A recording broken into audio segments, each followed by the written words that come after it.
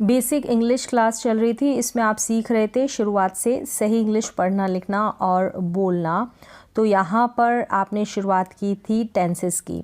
तो टेंसेस में मैंने यहाँ पर आपको बताया टेंसेस के कितने टाइप्स है, 3 हैं, प्रेजेंट टेंस, पास्ट टेंस और फ्यूचर टेंस। और इनके पार्ट्स के बारे में भी मैंने ऑलरेडी आपको बता दिया है कि कितने प्रकार के ये जो टेंसेस है 3 प्रकार के होते हैं, और प्रेजेंट टेंस के कितने पार्ट्स होते हैं, पास्ट टेंस के कितने पार्ट्स होते हैं और फ्यूचर टेंस के कितने पार्ट्स होते हैं, उनके नाम भी मैंने आपको बता दिए हैं। तो यहाँ पर 4 पार्ट्स होते हैं इनके, ठीक है, और टोटल 12 होते हैं। तो आपको 12 टेंसेस की, ये जो 12 टेंस है इनकी नॉलेज होनी चाहिए, ताकि आप एक सेंटेंस को सही वे में बिना किसी ग्रामर की मिस्टेक के बना पाएँ, जो सिंपल सेंटेंसेस होते हैं उनको। और उसके बाद आप बड़े सेंटेंसेस भी बना सकते हैं, लेकिन शुरुआती लेवल पे आप जो स्मॉल और छोटे सेंटेंसेस होते हैं उनको बनाने की कोशिश करें। तो यहाँ पर आज आप शुरुआत करेंगे प्रेजेंट टेंस की, और प्रेजेंट टेंस के फर्स्ट पार्ट की, पहले पार्ट की प्रेजेंट इंडेफिनिट टेंस या फिर सिंपल टेंस इसका नाम है। एक बार फिर से मैं रिपीट कर दूँ, 4 टाइप्स होती है। इंडेफिनिट टेंस, ठीक है, प्रेजेंट के ही बता देती हूँ, सेम ऐसे ही पास्ट के होंगे। Present indefinite tense, present continuous tense, present perfect tense, present perfect continuous tense. तो इसी तरीके से पास्ट के हो जाएंगे, सेम ऐसे ही, बस प्रेजेंट की जगह आप पास्ट लिख देंगे, जो मैंने आपको पहले ही बता दिया है। तो चलते हैं अब प्रेजेंट इंडेफिनिट टेंस की तरफ, और इसको इंडेफिनिट भी बोलते हैं और सिंपल भी बोलते हैं। अगर इनकी हिंदी देखी जाए ना, हिंदी में इनका मीन, तो इंडेफिनिट का मतलब होता है अनिश्चित, ये अनिश्चित होता है। सिंपल मतलब सामान्य या साधारण।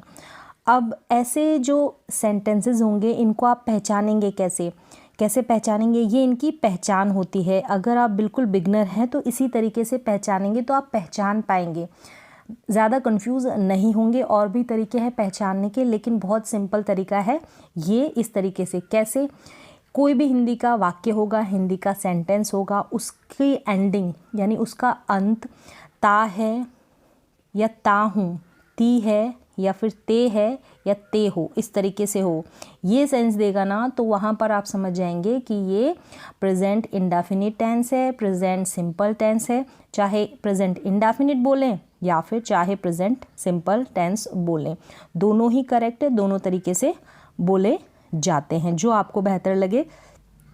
तो इस तरीके से एंडिंग कैसे होगी, अब यहाँ पर आप हिंदी के सेंटेंसेस देखें, जैसे कि वह स्कूल जाता है, ये ता है लगा है यहाँ पर। अब जा, यहाँ पर जाना, वर्ब क्या है, वर्ब का मतलब होता है क्रिया यानी कि काम, जाना एक काम है ना, तो जाना, जाना है, तो ये वर्ब हो गई ना से जिसकी एंडिंग होती है। और यहाँ पर इस ना को अगर आप हटाएंगे तो जाता बन जाएगा, जैसे यहाँ पर बना है। यहाँ पर भी जाना, और यहाँ पर खेलते हैं ना तो खेलना, तो ना के सेंस में वर्ब आपको मिलेगी देखने को। ये चीज़ आपको बिल्कुल समझ में तब आएगी जब आप कंटिन्यूअसली प्रैक्टिस करेंगे। अब वह स्कूल जाता है, नेक्स्ट है मैं पार्क जाता हूँ, ठीक है, ता हूँ हो गया। तुम खेलते हो, ते हो गया। इस तरीके से आप ऐसे कोई भी वाक्य आपको मिलेंगे जिसकी एंडिंग ता है, ता हूँ, ती है, ते है या ते हो से होगी। तो आप इस तरीके से पहचान सकते हैं कि ता है से इनसे एंडिंग हो रही है ना, तो इस तरीके से आप पहचान जाएंगे कि ये प्रेजेंट इंडेफिनिट टेंस है।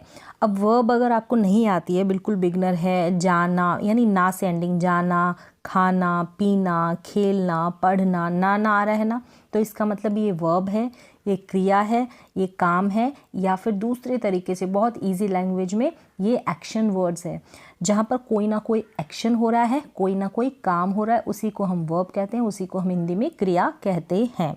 तो ये सब वर्ब है, जाता लिखा है ना तो जाना, और खेलते लिखे ना तो खेलना, ये वर्ब है, ये क्रिया है इस सेंटेंस की।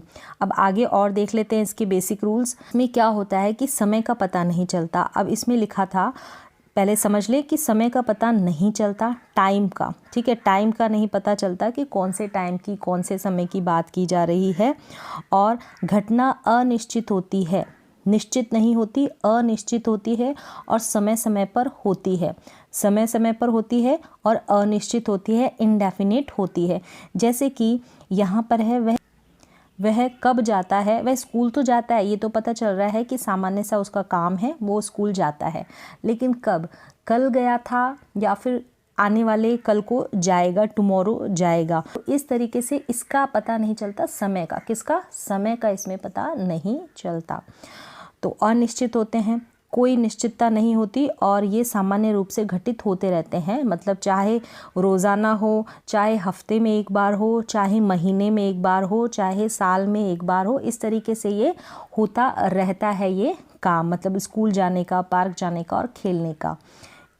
तो यहाँ तक आपको क्लियर हो गया होगा। नेक्स्ट अब चलते हैं, फिर भी ना समझ में आए तो सीधी सी चीज़ है, आप समझे जिन वाक्यों का अंत, जिन वाक्यों की एंडिंग ता है, ता हूँ, ती है, ते हो से हो, तो आप समझ जाएं कि ये सिंपल प्रेजेंट टेंस है, ये प्रेजेंट इंडेफिनिट टेंस है। इस तरीके से समझ सकते हैं। अब यहाँ तक आपको क्लियर हो गया है, आप सिंपल सेंटेंसेस अब बना सकते हैं, सकारात्मक वाक्य या फिर दूसरे शब्दों में इंग्लिश में हम कहेंगे अफर्मेटिव सेंटेंसेस आप बना सकते हैं बिल्कुल ईजी तरीके से। यहाँ पर 2 सेंटेंस है, जैसे कि वह दौड़ता है, वह की हिंदी, वह की इंग्लिश होगी ही दौड़ना, दौड़ना को इंग्लिश में हम कहेंगे रन, तो ही रन्स, तो इसको हम बनाएंगे ही रन्स। यानी कि आप क्या करेंगे, सबसे पहले तो कर्ता लिखेंगे, सब्जेक्ट लिखेंगे, सब्जेक्ट का मतलब काम करने वाला, he, she, it, I, we, you, they, या फिर कोई भी नाम सिंगुलर हो सकता है, प्लूरल हो सकता है। तो ये सब क्या है, कर्ता है, काम को करने वाले हैं। तो ही लिखा हमने सबसे पहले सब्जेक्ट, इसके बाद आप लिखेंगे वर्ब और वर्ब की फर्स्ट फॉर्म का इस्तेमाल करेंगे। याद रखें इसी टेंस में वर्ब की फर्स्ट फॉर्म का यूज़ होगा। तो वर्ब मतलब क्रिया, एक्शन वर्ड, काम, जो भी मैंने बताया। तो दौड़ना यहाँ पर क्रिया है, दौड़ने की इंग्लिश होती है रन करना। तो ही के बाद में आप इज, आर, एम कुछ भी नहीं लगाएंगे इस टेंस में। और इस एफर्मेटिव को बनाते समय सकारात्मक वाक्य, मतलब जिसमें नॉट ना लगे और ना ही इंटरोगेटिव कोई हो, डू, डज या व्हाट, वेयर, इस तरीके से, ठीक है, कोई प्रश्न नहीं किया जाता, ऐसे समझ सकते हैं। फिर है वह दौड़ता है, तो ही हो गया। फिर हम लिखेंगे रन। आप सोचेंगे कि ही रन होना चाहिए, तो यहाँ पर एस क्यों लगा है, ये सिंगुलर प्लूरल वाला है, एक वचन बहुवचन वाला है? नहीं, ऐसा भी नहीं है। इस कॉन्सेप्ट को भी मैं क्लियर कर दूंगी अभी के अभी आपको समझ में आ जाएगा। नेक्स्ट और देख ले, अब लिखा है यहाँ पर तुम दौड़ते हो। अब यहाँ लिखा है तुम का यू, और यू यानी कि सब्जेक्ट, और सब्जेक्ट के बाद आप वर्ब की फर्स्ट फॉर्म लगा देंगे, तो रन। अब यहाँ पर तो रन्स नहीं लिखा और यहाँ पर रन्स लिखा है, तो इसमें इसका क्या है, क्या तरीका है ये सीखने का, तो वो कॉन्सेप्ट मैं अभी क्लियर करती हूँ। मतलब कौन सी वर्ब के साथ हम एस लगाएंगे और कौन सी वर्ब के साथ हम ई एस लगाएंगे, इसी टेंस में, प्रेजेंट इंडेफिनिट टेंस में ही ऐसा होता है। याद रखें इस चीज़ को, आप पास्ट फ्यूचर में इस चीज़ को याद रखने की आपको ज़रूरत नहीं है। जैसे कि कोई भी वर्ब होगी ना, उसकी एंडिंग ओ से होगी, एक्स से होगी, जेड से होगी, फिर एस, फिर डबल एस, फिर सी एस एच और सी एच, इनसे होगी, तो वहाँ पर आप ई एस ऐड कर देंगे। कैसे करेंगे ये आप याद रख लें, और ये मैं भी बताऊंगी। और अगर वाई से एंडिंग होगी तो वाई को हटा के आप आई ई एस से उस वर्ब को बना देंगे। जैसे कि यहाँ पर लिखा है फ्लाई, अब फ्लाई में ई एस जोड़ेंगे ना, फ्लाई में। अब यहाँ पर मैं आपको बता रही हूँ कि ई एस कहाँ लगाएंगे, इनमें तो ई एस लगा देंगे और बाकी सब में एस लगा देंगे, बाकी सब में एस लगा देंगे। फ्लाई है तो फ्लाइज बन जाएगा, इसका वाई हटेगा लास्ट में और आई ई एस आप जोड़ देंगे, ऐड कर देंगे। ऐसे ही अगर वाई होगा, याद रखना है, अगर वाई होगा, इससे पहले तो वाई था ना, वाई से पहले ये एल है, फ्लाई में आप देख रहे होंगे एल, इसको कॉन्सोनेंट बोलेंगे, यानी कि ये व्यंजन है। लेकिन यहाँ पर अगर वाई से पहले कोई वोवल होगा, जैसे इसमें प्ले में दे रखा है ना, ए दे रखा है, यानी वाई से पहले, तो वहाँ पर हम ई एस ऐड नहीं करेंगे, वहाँ पर हम एस ऐड करेंगे, जैसे यहाँ पर ऐड किया गया है। तो इसको लिख के देखें और समझें। फिर आगे हम चलते हैं, जैसे कैसे मैंने एस और ई एस लगाया है। एस का तो मैंने बता दिया, ई एस का मैंने बता दिया। यहाँ पर एंडिंग हो रही है ओ से, तो ओ वाले में ई एस लगाया, गोज बन गया, ठीक है। सी एच है, सी एच में आप ई एस लगाएंगे, फिर सी एच है, ई एस लगाएंगे। तो इस तरीके से ये एस और ई एस लगेंगे, इसमें भी आप कंफ्यूज नहीं होंगे। ये कॉन्सेप्ट बस यही है, इतना ही है। अब यहाँ पर है सब्जेक्ट, देख ले, ही, शी, इट, और कोई भी सिंगुलर नेम होगा ना, वहाँ पर एस या ई एस लगाएंगे। कोई भी वर्ब होगी, जैसे गो है तो गोज बन जाएगा, ठीक है, इस तरीके से ही, शी, इट और नेम। फिर है I we you they, I we you they, इनके साथ हम एस या एस नहीं लगाएंगे, सिर्फ इन्हीं सब्जेक्ट के साथ हम लगाते हैं, ही शी इट और नेम के साथ, सिंगुलर सब्जेक्ट के साथ। हम आई वी यू दे और प्लूरल सब्जेक्ट के साथ, बहुवचन कर्ता के साथ एस या एस नहीं लगाते हैं प्रेजेंट इंडेफिनिट टेंस में, सिंपल प्रेजेंट टेंस में। इतना सा कॉन्सेप्ट है, इसको आप याद रखें। इसके बाद आप प्रैक्टिस करें। मैंने यहाँ पर बताया आपको, हम सीख रहे हैं एफर्मेटिव सेंटेंसेस। तो सबसे पहले हम सकारात्मक वाक्य बनाएंगे इन्हीं में, मतलब जहाँ पर नॉट न लगा हो और ना ही कोई प्रश्न किया गया हो, वो साधारण से वाक्य आप बनाएंगे। जैसे कि वह खाती है, वह खाती है। अब ती है से आप समझ जाएंगे कि इसको आप प्रेजेंट इंडेफिनिट टेंस में बनाएंगे और ये इसका एफर्मेटिव सेंटेंस है, साधारण वाक्य है। जैसे कि शी हो गया, सबसे पहले आप सब्जेक्ट लिखेंगे और उसके बाद वर्ब की फर्स्ट फॉर्म का यूज़ करेंगे और उसके बाद अदर जो भी बच जाएगा उसको एंड में, यानी कि ऑब्जेक्ट जो होगा उसको एंड में लगा देंगे। तो सबसे पहले आप सब्जेक्ट का ध्यान रखें। सब्जेक्ट यहाँ पर वह है, यानी शी है, क्योंकि लड़की की बात हो रही है। और खाती है, खाने को हम बोलते हैं ईट करना, ईट करती है, ठीक है। ईट हो गया तो ईट्स लग गया। अब क्यों लगा, जैसे मैंने बताया, ही शी इट और नेम के साथ हम जो भी वर्ब आएगी उसके साथ एस या ई एस लगाएंगे। अब कहाँ एस लगेगा, कहाँ ई एस लगेगा, अभी मैंने आपको बताया था। एंडिंग होगी O X Z C H S H से, वहाँ पर हम ई एस लगाएंगे। कैसे, वाई हटेगा तब ई एस लगाएंगे, कैसे वाई हटेगा तब एस लगाएंगे। ये अभी मैंने आपको समझा दिया है, एकदम से नहीं आएगा, धीरे धीरे करके आएगा, प्रैक्टिस से आएगा। वे खेलते हैं, अब वे खेलते हैं, ते हैं से समझ जाएंगे कौन सा टेंस है। अब दे हो गया सब्जेक्ट, खेलना यानी प्ले करना। अब दे के साथ हम प्ले लिखेंगे, प्लेज नहीं लिखेंगे, रूल ऐसा ही है। फिर है बरसात होती है, होती है, ती है से आप समझ जाएंगे कि प्रेजेंट इंडेफिनिट टेंस है। तो इट, अब जो बरसात होगी ना, इसके लिए ना तो हम ही का यूज़ करेंगे ना शी का यूज़ करेंगे। मौसम से संबंधित कोई भी बात करेंगे ना, स्टार्टिंग में जो सब्जेक्ट रखेंगे वो इट रखेंगे। तो यहाँ पर ही रेन्स नहीं लिख सकते, शी रेन्स नहीं लिख सकते, हम इट रेन्स लिखेंगे। और एस क्यों आया है, क्योंकि इट जो है सब्जेक्ट, इसके साथ भी हम एस लगाते हैं, जो भी वर्ब आएगी एस या ई एस। फिर है वह पुस्तक पढ़ता है, ता है से आप समझ जाएंगे कि ये प्रेजेंट इंडेफिनिट टेंस है। ही सब्जेक्ट हो गया, रीड यानी पढ़ना हो गया, एस लग गया क्योंकि ही सब्जेक्ट है। A book, he read a book. इस तरीके से मैं खेलने जाता हूँ, मैं खेलने जाता हूँ। तो यहाँ पर है आई, आई के साथ जो भी वर्ब आएगी हम एस या एस नहीं लगाएंगे। I go to play, I go to play, एक जगह से दूसरे जगह पर जाया जा रहा है तो गो टू प्ले। मैं पढ़ता हूँ, आई रीड, आई रीड। अब आप सोचेंगे यहाँ आई के साथ एम क्यों नहीं लगाया, ये मैंने आपको बता दिया है, आगे और बता दूंगी एम कब लगाते हैं, ठीक है। और आई के साथ अब रीड का रीडिंग क्यों नहीं बनाया। तो ये अलग अलग टेंसेस की बातें होती है, अलग अलग टेंसेस का कॉन्सेप्ट होता है, रूल होता है, नियम होता है। तो हर एक टेंस को जब पढ़ेंगे ना तो पता चल जाएगा आपको, एकदम कॉन्सेप्ट क्लियर हो जाएगा। बिल्कुल ईजी लैंग्वेज में यहाँ पर मैं आपको बता रही हूँ, बहुत सिंपल वे में। मैं पढ़ता हूँ, आई रीड, आई रीड से सेंटेंस कंप्लीट है। यहाँ पर सब्जेक्ट है आई और वर्ब की फर्स्ट फॉर्म है रीड। एस या एस नहीं लगा क्योंकि आई के साथ हम नहीं लगाएंगे। हम लोग खाते हैं, हम या हम लोग की इंग्लिश होती है वी, हम या हम लोग। अब ते हैं से आप समझ गए कौन सा टेंस है, तो वी ईट, वी ईट करते ही सेंटेंस कंप्लीट। ना तो वी ईट्स नहीं लिखेंगे क्योंकि वी के साथ हम जो भी वर्ब आएगी उसके साथ एस या एस नहीं लगाते हैं। वह जाता है, ठीक है, ता है हो गया तो ही हो गया सब्जेक्ट, गोज यानी जाना, जाना गोज तो वह जाता है। तो इसको अगर जैसे इंग्लिश में लिखा रहेगा ही गोज, अगर हम कहें कि इसकी आप हिंदी बनाओ तो आप इसी टेंस को ध्यान में रखते हुए बनाएंगे। वह जाता है, वह गया या वह जाएगा, ऐसा आप नहीं बनाओगे। तो इस तरीके से हर एक जो टेंस का रूल है, कॉन्सेप्ट है, उसको बारीकी से समझे। मेरा भाई खेलता है, मेरा भाई यहाँ पर सब्जेक्ट है यानी कि माय ब्रदर, खेलना यहाँ पर वर्ब है, माय ब्रदर प्लेज हो गया। क्योंकि ये जो माय ब्रदर है ना, एक जने की बात हो रही, तो सिंगुलर सब्जेक्ट में मैंने बताया था एस या एस लगेगा। वे दौड़ते हैं, वे दौड़ते हैं।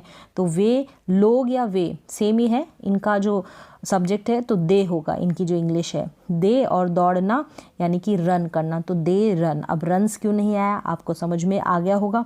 राम हंसता है तो राम लाफ्स सब्जेक्ट, ये सेंटेंस कंप्लीट हो गया। राम के साथ एस लगाएंगे क्योंकि ये सिंगुलर नेम है।